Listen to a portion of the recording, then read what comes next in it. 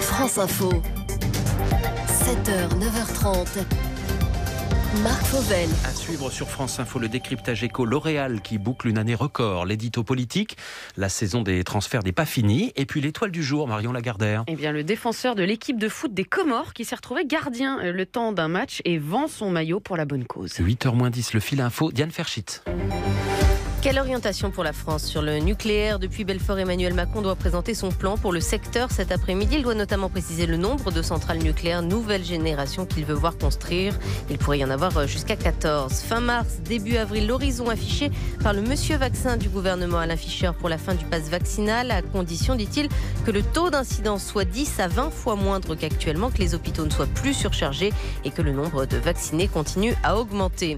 Selon une note des renseignements consultés par France Info, les convois dits de la liberté contre les mesures sanitaires, les prix de l'essence et du péage ne sont pas structurés, mais ils pourraient redonner de l'élan aux Gilets jaunes. Le mouvement veut converger vers Paris. Il s'inspire des routiers canadiens qui bloquent le centre d'Ottawa. La Coupe de France de football et la qualification au bout du suspense de Versailles, le club des Yvelines qui s'est finalement imposé face à l'autre petit poucet de la compétition, Bergerac, au tir au but.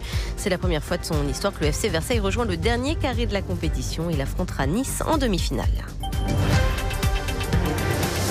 France Info. Le décryptage éco, bonjour Fanny Guinochet. Bonjour Marc, bonjour à tous. Le géant des cosmétiques L'Oréal finit 2021 en beauté avec une croissance au plus haut depuis plus de 30 ans. Comment s'expliquent ces bons résultats? D'abord, il y a un effet rattrapage. 2020 avait été une année noire pour le leader mondial de la beauté. Mais après les confinements, les clients ont eu envie de retourner dans les magasins ou chez le coiffeur où L'Oréal place de nombreux produits. L'autre raison du succès, c'est l'impressionnante progression des marques de luxe de L'Oréal. Yves Saint Laurent, Lancôme, Helena Rubinstein, Armani. L'an dernier, elles se sont développées 4 fois plus vite que les produits grand public, des produits comme Mixa ou Garnier. Et aujourd'hui, ce sont elles les locomotives du groupe. Et de loin, puisqu'elle représente à elle seule un tiers du chiffre d'affaires global de L'Oréal, chiffre d'affaires qui atteint l'an dernier plus de 32 milliards d'euros. C'est un record, c'est historique. On n'a pas vu ça depuis 33 ans. Et L'Oréal vend aussi très bien ses produits à l'étranger. Oui, même si l'Europe reste encore son marché le plus important. Mais c'est vrai que L'Oréal a continué à bien se développer aux États-Unis ou en Asie. Les produits plaisent beaucoup à la classe moyenne chinoise, cette classe aisée qui n'arrête pas d'augmenter et qui, ça tombe bien, dépense. Rien qu'en Chine, ces 2 dernières années, L'Oréal a doublé ses ventes. Et puis le groupe s'est aussi beaucoup diversifié, par exemple en développant sa parfumerie avec la reprise de parfums comme Valentino, Prada, Mugler. Et ça marche, hein. Il enregistre une hausse de 35% des achats dans ce domaine. Alors ça vient compenser un peu les ventes de maquillage qui, elles, sont plutôt en retrait. Par exemple, les rouges à lèvres se sont moins bien vendus, tout simplement à cause du port du masque. Et puis, comme beaucoup d'autres entreprises, L'Oréal a aussi beaucoup misé sur la vente en ligne, la vente sur Internet. Oui, les boutiques étaient fermées du fait des mesures sanitaires. Du coup, L'Oréal a développé l'e-commerce. Ça porte ses fruits. Les commandes en ligne représentent aujourd'hui un tiers des ventes du groupe. Et pour continuer à se développer, L'Oréal compte d'ailleurs intensifier sa présence sur Internet. C'est même une de ses priorités, avec cet objectif ambitieux, vendre bientôt autant en ligne qu'en boutique. Le chiffre éco du jour. 212, c'est le nombre de femmes qu'il faut recruter ou promouvoir pour atteindre la parité dans les comités de direction des grandes entreprises françaises, les COMEX. À la fin de l'année dernière, une nouvelle loi a été votée pour renforcer encore les quotas et favoriser cette promotion. Et visiblement, on n'y est pas encore à la parité. Non, il y a un peu de chemin à faire encore. Merci beaucoup Fanny Guinochet. Le décryptage éco avec Konica Minolta Business Solutions, expert de l'image et du traitement digital des données, pour accompagner durablement et en toute sécurité votre transformation numérique. L'édito politique. Bonjour Renaud Delis. Bonjour Marc. L'ancien ministre de Nicolas Sarkozy, Éric Woerth, annonce donc son ralliement à Emmanuel Macron. S'agit-il d'un renfort important pour le chef de l'État? Alors oui et non Marc. Alors ce n'est pas vraiment une surprise. D'abord, Éric Woerth ne faisait pas partie de l'équipe de campagne de Valérie Pécresse. Il s'était rapproché du chef de l'État ces derniers mois. Mais c'est quand même un sacré coup dur pour la candidate de la droite. Et d'ailleurs, beaucoup à LR hier ne cachaient pas leur embarras. D'abord à cause du moment choisi. À 3 jours d'un meeting important au Zénith de Paris qui est censé relancer une campagne qui patine, une candidate en baisse dans les sondages. Ensuite, à cause de l'argumentaire d'Éric Woerth. Il juge en gros que Valérie Pécresse ne fait pas le poids pour l'Élysée. Il ne faut pas un président débutant, il faut quelqu'un d'expérimenté, répète-t-il. Sur le fond, quel motif donne-t-il pour justifier son départ ? Là aussi, Éric Woerth appuie plutôt là où ça peut faire mal à la droite. C'est à cause du virage droitier de LR qu'il s'en va, dit-il. Il reproche à Valérie Pécresse de faire de la surenchère avec l'extrême droite, d'être obnubilée par l'islam radical. Et il réveille d'ailleurs ses contradictions au passage parce qu'elle avait quitté les Républicains en 2019 pour les mêmes raisons, dit Éric Woerth, pile l'argumentaire qui peut séduire l'électorat de centre-droit dont Emmanuel Macron a tant besoin pour se faire réélire. D'autant qu'Éric Woerth, ancien ministre du Budget, président de la Commission des Finances de l'Assemblée, incarne une sorte de rigueur, de sérieux budgétaire. D'ailleurs, au cours du quinquennat, il a parfois critiqué des dépenses qu'il jugeait excessives. Et là, hop, il change d'avis. Et il récuse même l'accusation de Valérie Pécresse selon laquelle Emmanuel Macron aurait cramé la caisse. La candidate de la droite doit-elle redouter d'autres départs maintenant ? Celui d'Éric Woerth montre en tout cas que selon la fameuse expression d'Édouard Philippe, la poutre travaille encore à droite. Il n'est pas impossible d'ailleurs que d'autres élus suivent. Officiellement pour ne pas cautionner donc une campagne jugée trop droitière, obsédée par l'insécurité et l'immigration, mais aussi pour une autre raison, Marc, la peur de la défaite. La nette domination du chef de l'État, pour l'instant dans les sondages, pourrait accélérer d'autres transferts à l'approche du scrutin. C'est en tout cas l'espoir de l'exécutif. Et c'est aussi pour ça d'ailleurs que Nicolas Sarkozy se tait. L'ancien président rencontre de temps à autre Emmanuel Macron, Valérie Pécresse, mais il n'a toujours pas dit pour qui il votera. Et il pourrait bien attendre encore un bon moment. Chez la candidate LR, on se dit certain de sa fidélité, mais il n'est pas dit non plus que la fidélité de Nicolas Sarkozy le pousse à s'associer à une éventuelle défaite. Nicolas Sarkozy qui, d'après le Figaro du jour, rencontrera Valérie Pécresse demain, tête à tête, à la demande de la candidate. On en parlera tout à l'heure avec Rachida Dati, une autre ex-ministre de Nicolas Sarkozy qui a émis quelques critiques sur la candidature et la campagne actuelle de Valérie Pécresse. Rachida Dati, invitée de France Info à 8h30. France Info, il sera 8h dans 4 minutes et il fait 10 degrés à Montpellier. L'étoile du jour, bonjour Marion Lagardère. Bonjour Marc, bonjour à tous. Vous la décernez à celui qui est devenu, malgré lui, le 4e gardien de l'équipe de foot des Comores. Oui, ceux qui ont suivi la Coupe d'Afrique des Nations qui s'est terminée dimanche s'en souviennent forcément. L'équipe des Comores, privée de ses 3 gardiens de but pour cause de Covid, a été contrainte en 8e de finale face au Cameroun d'envoyer l'un de ses défenseurs, Chaker Ahadour, 1m71 dans les cages, poste qu'il n'avait jamais occupé de sa vie. C'était le 25 janvier dernier. Et si l'on reparle de lui 15 jours plus tard, c'est parce qu'il met aux enchères le maillot qu'il a porté ce soir-là au profit d'associations caritatives. Il l'a annoncé sur Twitter. Photo du trophée à l'appui, un maillot bleu où un 3 a été scotché par-dessus le 16 qu'on lui a interdit de porter. Alors, vu de loin, un 8e de finale, qui plus est perdu. Vous allez me dire, c'est pas fou comme étoile, mais voilà. Parfois, le score ne reflète pas le déroulé. En l'occurrence ici, l'effort, le panache, la détermination mémorable des Comores et la débrouille incarnée précisément par Chaker Ahadour. Parce que jusqu'à la dernière minute, il s'est cru défenseur. Il a cru qu'un des gardiens jouerait, qu'il y aurait une dérogation. Et puis en voyant son visage sur l'écran géant du stade, juste avant le coup d'envoi, il a compris. On lui donne des gants. On lui colle le fameux numéro 3 sur le dos. Et là, dit-il à France Bleu, grosse pression. Je me sens terriblement seul. J'avance vers le but et je me dis, mais qu'est-ce que je fais là ? Voilà, pas le temps de méditer. Commence alors une série d'arrêts improbables, mais diablement efficaces d'Ahadour, avec la tête, les pieds et même une galipette inqualifiable. Oh, l'arrêt de Chaker Ahadour, c'est incroyable ce qu'il fait. Oh, l'arrêt encore derrière. Double arrêt extraordinaire d'un gardien qui n'en est pas un, mais qui est en train d'en devenir un, vraiment. Voilà, à la fin, le Cameroun ne marque que 2 fois et les Comores repartent avec l'une des défaites les plus glorieuses de l'histoire du football et inspirent un engouement incroyable sur les réseaux sociaux pour cette équipe avec peu de moyens, représentant l'un des pays les plus pauvres d'Afrique, 106e PIB mondial, d'où le geste de Chaker Ahadour, qui soit dit en passant vit en France et joue à Ajaccio, vendre son maillot mythique et reverser les fonds à des associations, l'une qui vient en aide aux orphelins, l'autre qui construit des accès à l'eau potable. Bon, je pense qu'on a tous entendu l'exclamation « superbe geste du gardien ». Et bien voilà, superbe geste d'Ahadour, l'expression lui va comme un gant.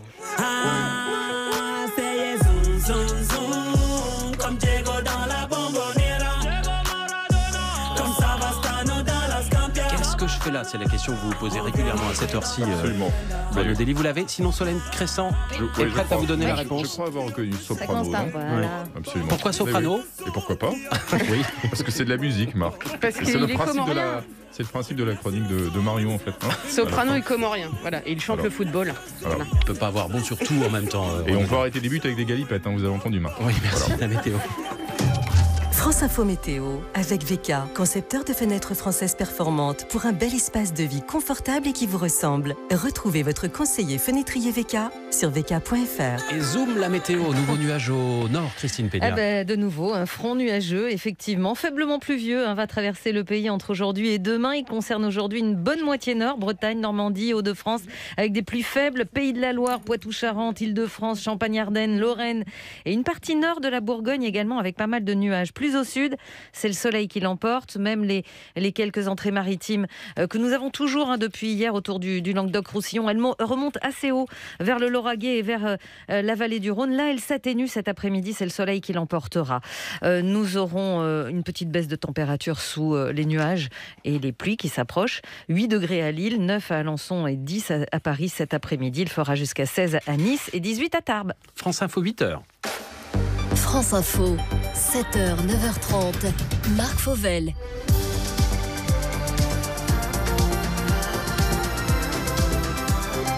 À la une ce matin, des réacteurs comme s'il en pleuvait. Emmanuel Macron dévoile sa feuille de route pour le nucléaire. Reportage à suivre dans la plus vieille centrale de France. Bonjour Solène Crescent. Bonjour. Les autres titres avec vous. Salah Abdeslam fait du chantage. Réaction outrée de l'avocat des familles des victimes du 13 novembre. Le terroriste assure pour la première fois qu'il n'a pas fait exploser sa ceinture. Toutes les théories sur l'histoire de l'humanité bouleversées par la découverte d'une dent. Homo sapiens est l'homme de Néandertal, presque dans la même grotte, inimaginable il y a quelques années. Et puis Alexis Pinturo ne brille décidément pas aux Jeux Olympiques de Pékin. Dans un quart d'heure, des journées de travail plus longues et en échange, des week-ends à rallonge. Le choix de France Info sur la semaine de 4 jours. La réflexion, c'était de se dire, mais comment faire venir des collaborateurs, comment les attirer. Et le travail sur 4 jours en faisait partie. Et puis l'invité de France Info à 8h30, Salia Braclia. Les sarkozystes sont-ils en train de lâcher doucement Valérie Pécresse? D'ailleurs, pourquoi Nicolas Sarkozy lui-même ne s'exprime pas? Rachida Dati, ex-ministre sarkozyste et maire LR du 7e arrondissement de Paris, est notre invité.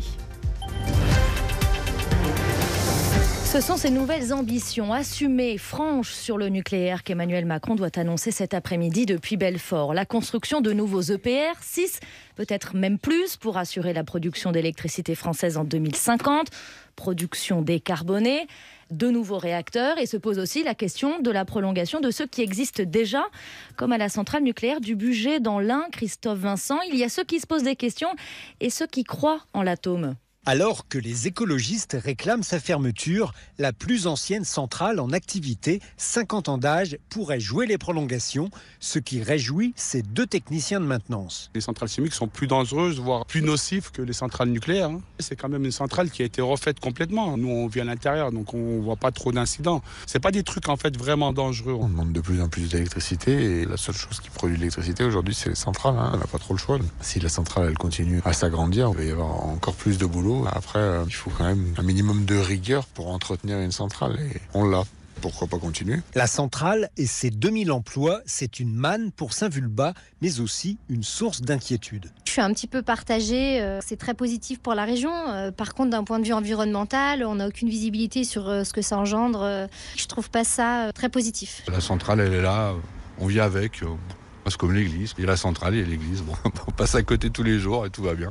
Le jour où ça pète, on souffrira moins que les autres. Enfin, qu'on soit ici ou qu'on soit à Lyon, c'est pareil. Fataliste, comme beaucoup, à proximité des 4 tours fumantes. Reportage Christophe Vincent sur France Info, le maire de Belfort, où se situe l'usine qui fabrique les grosses turbines pour les centrales, qui vient d'être rachetée par EDF, espère surtout des garanties pour l'emploi avec des embauches. La France vend 6 Rafales à l'Indonésie. Le contrat vient d'être signé en présence de la ministre des Armées, Florence Parly. L'Indonésie qui prévoit d'acheter à terme 42 avions de chasse français. Le Crédit Agricole et la Société Générale annoncent leur bon chiffre de 2021. Le bénéfice de la Société Générale quadruple et le le Crédit Agricole a même 1 an d'avance sur ses objectifs. 5 mois après le début du procès des attentats du 13 novembre, Salah Abdeslam, le principal accusé, s'est longuement expliqué hier. Il est le seul terroriste du commando encore en vie. Et il affirme pour la première fois qu'il a renoncé à activer sa ceinture d'explosifs, qu'il n'a donc blessé, tué personne. Une simple stratégie de défense pour l'avocat des familles des victimes du Bataclan de l'association 13-11-15 Fraternité, Jean Reynard. Et il fait une sorte de chantage. Ça, c'est totalement inacceptable.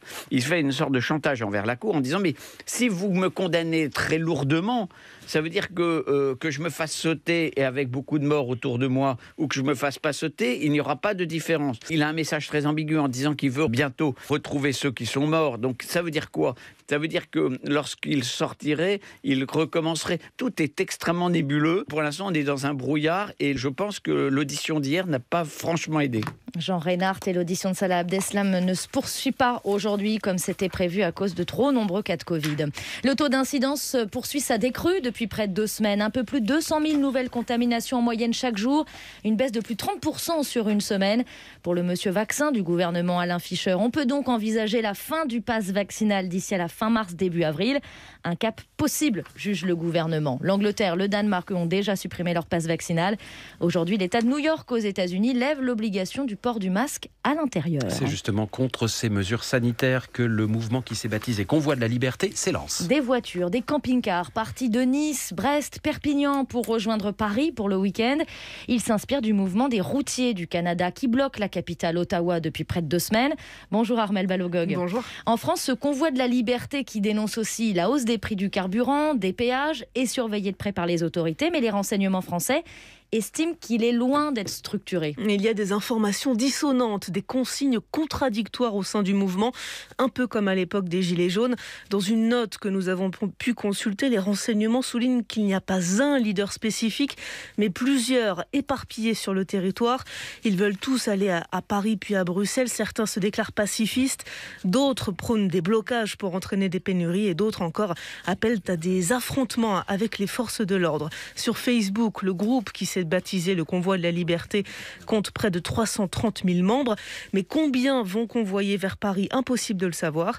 Et les renseignements se demandent aussi qui pourrait les rejoindre. Pour l'instant, selon eux, le mouvement séduit beaucoup d'antipasses, de complotistes, de gilets jaunes qui peuvent y trouver un nouvel élan. Mais puisqu'ils dénoncent aussi le prix des carburants, ils pourraient attirer des automobilistes, des taxis, des motards ou des sociétés de transport. Armelle Balogog, le pouvoir d'achat qui fait partie donc des revendications des Français, qu'ils participent ou non à ce mouvement des convois, avec des prix de carburant toujours au plus haut, des prix du gaz, de l'électricité qui augmentent. Beaucoup cherchent donc des solutions pour faire baisser leur consommation de chauffage notamment et donc leurs factures. Aurore Richard, les ventes de poêles à bois ou à granulés sont en hausse comme ici à Nantes. Isabelle et son mari tournent un peu dans le magasin. Ils cherchent un poêle à granulés pour leur maison qui pour l'instant fonctionne au tout électrique. On en avait déjà parlé et puis on s'est dit bon, on va encore attendre un petit peu et puis là non, quand on a reçu la facture des 190 €, on s'est dit bon, on va investir dans un poêle. Ce couple voit les économies qu'il va faire en passant au granulé. Et ça, Philippe Salas, le responsable de ce magasin à Rezé, l'explique à tous ses nouveaux clients. Un budget estimé pour chauffer une maison à peu près de 100-120 mètres carrés en granulés par an. Donc 300-330 € d'achat de granulés par an. L'électricité, ça pourrait être aux alentours peut-être de 200 € par mois. Il faut aussi prendre en compte le coût d'achat du poêle, entre 4 000 et 10 000 €. Et la demande augmente tellement que Flavie Martin, commerciale dans une enseigne sorinière, doit faire attendre les clients. La faute à la pénurie de matières premières liée à la crise sanitaire. On a souvent du mal à se faire livrer certains appareils, il nous faut des conduits aussi. On est rendu sur certains appareils à des délais de 4-5 mois. En temps normal, on est maxi 2 mois. Elle essaie donc d'avoir toujours quelques modèles en stock. Aurore Richard. France Info 8h07, quand une toute petite dent, une dent de lait même, bouleverse l'histoire. Voilà qui ressemble à l'effet papillon. Une petite chose aux conséquences immenses. Des chercheurs ont découvert qu'Homo sapiens était arrivé en Europe bien plus tôt que prévu. Et donc, Farida Noir, qu'il aurait rencontré l'homme de Néandertal, alors que jusqu'ici, on s'imaginait qu'une espèce en remplaçait une autre. C'est en analysant analysant les entrailles de la grotte Mandrin, à une dizaine de kilomètres au sud de Montélimar, que l'équipe du paléo-anthropologue Ludovic Slimak en arrive à cette conclusion. Dans les sédiments, il découvre des pointes de très petite taille, quelques millimètres seulement, une technique propre aux Homo sapiens. Puis une dent de lait de l'espèce extraite de la même strate scelle les conclusions des scientifiques. L'homme moderne était en fait présent sur le continent 10 000 ans plus tôt que ce que l'on croyait. L'Homo sapiens serait revenu dans la grotte une fois par an pendant 40 ans et selon les chercheurs, il y a de fortes chances qu'avec l'homme de Néandertal, les deux espèces s'y soient rencontrées ou se soient croisées sur le même territoire. Des découvertes qui rebattent donc la chronologie de la lignée humaine et l'équipe promet que la grotte de Mandrin en recèle encore d'autres. Farid Anouar. Et puis l'homme de Néandertal a aussi appris maintenant à skier. Et on en a fait une compétition, les Jeux Olympiques en ce moment à Pékin. Il y a quelques années d'écart entre les deux peut-être. Malheureusement, ça ne passe pas pour le leader de l'équipe de France. Guillaume Batin. Alexis Pinturo est éliminé du slalom, Guillaume. Alors je ne sais pas si les hommes de Néandertal pleuraient, il n'y a pas de raison. En tous les cas, il y a beaucoup de larmes sur le podium avec le nouveau champion olympique de slalom, Johannes Strauls, et puis les larmes aussi à l'instant d'Alexis Pinturo avec son bonnet bleu et son bras en écharpe. Il s'est blessé en sortant du slalom à mi-course avec son bâton, subluxation de l'épaule droite. Il ne sait pas encore s'il va pouvoir continuer les Jeux Olympiques. Il y a encore des épreuves à disputer d'ici la fin de la semaine prochaine. En tous les cas, c'est un nouvel échec pour le gros globe de cristal l'année dernière. Le meilleur skieur, toutes disciplines confondues, de 2021 est au fond du trou. Merci beaucoup, Guillaume Batin. Solène Crescent pour l'info. La météo, Christine Peña, un temps toujours printanier, mais dans le sud. Mais oui, dans le sud, la moitié sud, avec toujours, on va frôler les 20 degrés dans le sud-ouest, alors qu'au nord, on a une dégradation qui arrive. Elle sera pluvieuse, mais en fin de journée, elle va rentrer petit à petit à l'intérieur du pays. Alain. Les 5 jours 5G Orange vont commencer. Et pourtant, pas besoin de 5 jours pour choisir un téléphone 5G, surtout à ce prix. C'est tout Alain, ça. La vitesse, c'est son plaisir. Et ce nouveau téléphone à prix réduit, il fait bien plaisir. Du 10 au 14 février, pendant les 5 jours 5G Orange, profitez de remises importantes en boutique sur une sélection de téléphones 5G. Orange. 5G uniquement en zone déployée avec offre compatible. Débit max théorique variable selon fréquence. Couverture détaillée sur réseau.orange.fr. Conditions en boutique Orange et sur orange.fr. France Info, 7h, 9h30, Marc Fauvel. Dans une minute, Total fait le plein de bénéfices. 14 milliards d'euros engrangés l'an dernier. Le chiffre est tombé il y a quelques instants. C'est du jamais vu pour une entreprise française. France Info. On vous explique l'argent de Total dans un instant. Le fil info tout d'abord. À 8h11, Diane Ferschitz. Les réponses pendant près de 8 heures hier de Salah Abdeslam devant la cour d'assises spéciale de Paris. Le seul membre des commandos du 13 novembre encore vivant assure avoir fait marche arrière en décidant de ne pas déclencher sa ceinture d'explosifs. Salah Abdeslam qui reconnaît une part de responsabilité mais déplore sa diabolisation. L'orientation nucléaire française est principale annonce attendue aujourd'hui à Belfort, la construction d'une série de nouveaux réacteurs nucléaires EPR. Emmanuel Macron doit préciser la commande. Il pourrait y en avoir jusqu'à 14 premières entrées en service prévues en 2035. Il se surnomme Convoi de la liberté et dénonce les mesures sanitaires mais aussi le prix du carburant et des péages. Pour les renseignements français, le mouvement est loin d'être structuré mais pourrait donner un nouvel élan aux gilets jaunes. 2 semaines de retenue de salaire, soit environ 300 000 € sanction de la Ligue de football britannique à l'encontre de Kurt Zouma. Son sponsor Adidas a lui rompu son contrat avec le footballeur après des vidéos le montrant en maltraitant des chats. À Pékin, le Français Alexis Pinturo éliminé ce matin du combiné alpin. C'était pourtant sa meilleure chance de titre dans ces Jeux Olympiques. France Info. Jamais une entreprise française n'avait gagné autant d'argent. Le groupe Total Energy vient de publier ses résultats pour 2021. Bénéfice record, 14 milliards d'euros. Pour vous donner une idée, c'est plus que le budget du ministère de la Justice ou que celui de la Santé. France Info, on vous explique. Bonjour Gérald Roux. Bonjour à tous. Qu'est-ce qui a fait bondir aussi haut le résultat du groupe ? C'est le redémarrage de l'économie mondiale après les confinements de 2020. La demande d'hydrocarbures est repartie très fort en 2021.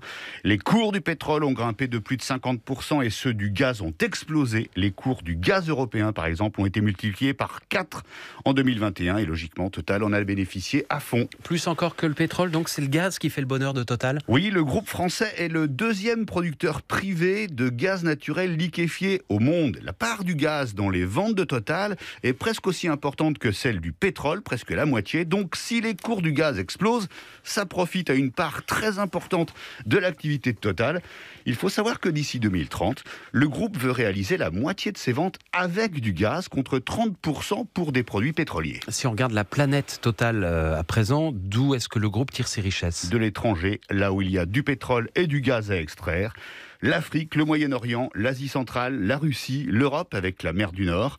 Dans ses projets en Afrique, d'ici 2025, le groupe va exploiter par exemple des gisements de pétrole en Ouganda pour une durée de 25 à 30 ans. En France, le groupe possède ses stations-service